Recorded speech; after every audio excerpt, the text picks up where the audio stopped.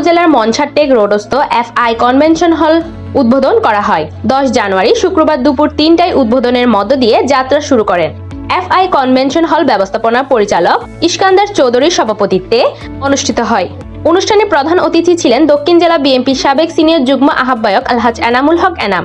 বিশেষ অতিথি ছিলেন পটিয়া উপজেলা বিএনপির সদস্য সচিব খোরশেদ আলম, পটিয়া উপজেলা বিএনপির যুগ্ম আহ্বায়ক শফিকুল ইসলাম শফিক, চেয়ারম্যান হাবিলাস দ্বীপ ইউনিয়ন বিএনপির সভাপতি মাহমুদ হাসান, সিনিয়র সহ সভাপতি ওয়াহাব মুন্সি, সহ সভাপতি নুরুল আনোয়ার, সিনিয়র যুগ্ম সম্পাদক শামসুল হুদা, যুগ্ম সম্পাদক আনোয়ারুল ইসলাম কাজল, উসমান গনি, সাংগঠনিক সম্পাদক আবু বকর সুজন মেম্বার, পটিয়া উপজেলা যুবদলের সদস্য সচিব ওহিদুল আলম পিপলু, দক্ষিণ জেলা ছাত্রদলের যুগ্ম আহ্বায়ক SM হোসেন নয়ন, শাহজাহান তারেক, কপিল লিটু, সাজ্জাদ জেমু, জুয়েল, বাবলু, শ্রমিক দল নেতা সৈয়দ নবী, রাজাউল, স্বেচ্ছাসেবক দল নেতা তিলক বড়ুয়া, ছাত্রদল নেতা মিজান, তুষার, হৃদয়, ইরফান সহ অত্র প্রতিষ্ঠানের পরিবারবর্গ ও অন্যান্য রাজনৈতিক নেতৃবৃন্দ।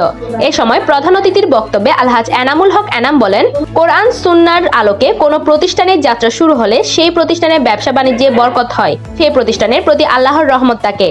কোরআনের বরকতে FI কনভেনশন হলের ব্যবসায় বরকত হবে, আল্লাহর রহমতে ব্যবসায় সফলতা আসবে। এটা বর্তমান সময়ের জন্য এটি একটি পজিটিভ দিক।